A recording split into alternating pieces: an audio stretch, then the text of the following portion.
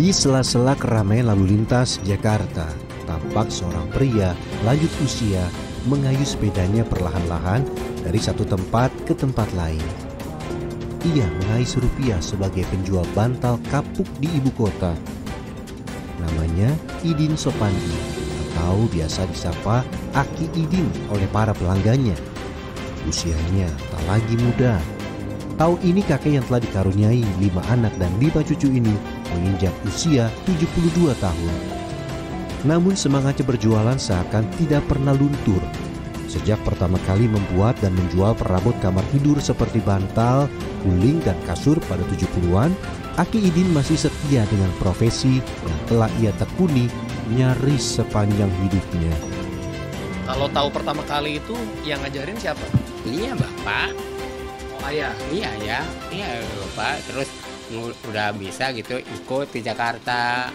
Itunya tepat itu Jakarta yang cara-cara itunya kemana gitu kan, ntar nggak ini tempat di sini, ntar pulangnya nyasar nanti kasih tanda nih udah sampai sini, lihat dulu tuh.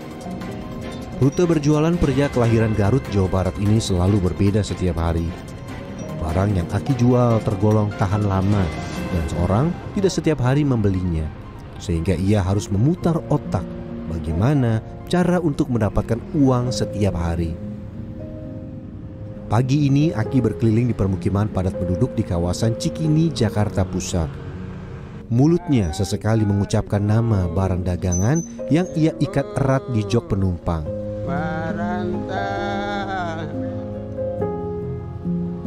Harga satu bantal ia patok Rp50.000.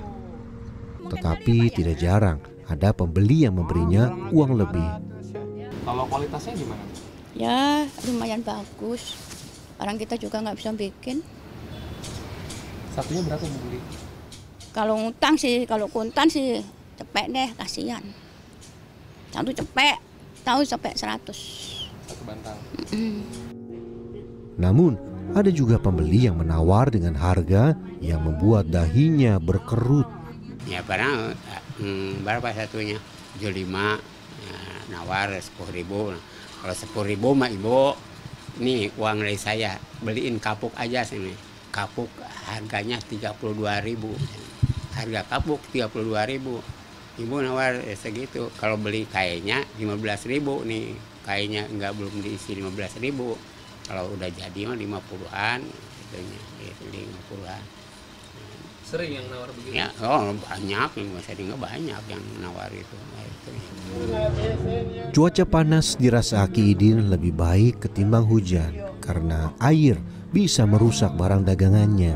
Selain menjual bantal dan guling kapuk, Aki juga menerima pesanan kasur dengan harga sekitar Rp400.000. Dan setelah nyaris 3 jam berkeliling, Aki memutuskan pulang sejenak ke kontrakan yang telah ia tempati 10 tahun terakhir bersama sang anak di kawasan Rawabunga, Jatinegara, Jakarta Timur. Ia tidak mau memaksa tubuh tuanya mengayuh terlalu lama atau terlalu jauh. Aki khawatir kelelahan dan menjadi tidak fokus ketika berhadapan dengan kendaraan lain di jalan raya. Beberapa bulan terakhir, kakinya tidak jarang terasa nyeri, terutama ketika melintasi jalan menanjak. Anaknya yang ketiga sekitar 1 dekade terakhir memilih tinggal bersamanya. Bertukar cerita dengan sang anak kini menjadi kegiatan keseharian dan pelipur lara Aki Idin menghadapi kerasnya ibu kota. Kalau bapak kan selama sakit sedikit-sedikit nggak pernah ngeluh atau apa-apa, nggak mau pulang gitu. Iya, sampai ya parah banget baru pulang gitu. Yang pernah parah banget waktu itu apa tuh? Ya waktu ginjal gitu. Ginjal waktu itu kan di sana udah sampai lemes terus kayak gituan. Terus waktu tambun ya sampai ya muntah darah itu gitu. Ya itu yang paling parah-parahnya iya.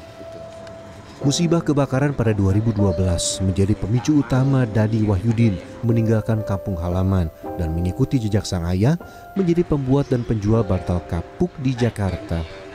Iya, itu sepeda duit ditaruhnya dicari-cari itu lupa kelihatan udah apa namanya api udah tuh takut kebakar dalam lari aja gitu ya. Udah lari sepeda di pinggir rumah, enggak keburu, enggak berdagang gitu di sana di tempat Riyadi.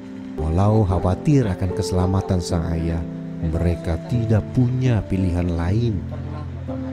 Sebab pemasukan Aki masih dibutuhkan keluarga, terutama untuk membantu kebutuhan cucu-cucunya di kampung halaman. Sayup-sayup suara azan mulai terdengar dari kejauhan. Abah dan sang anak bergegas melangkahkan kaki melaksanakan sholat Jumat. Walau hidup dalam kesederhanaan, Aki bersyukur di hari tuanya ia dan keluarganya diberi kesehatan.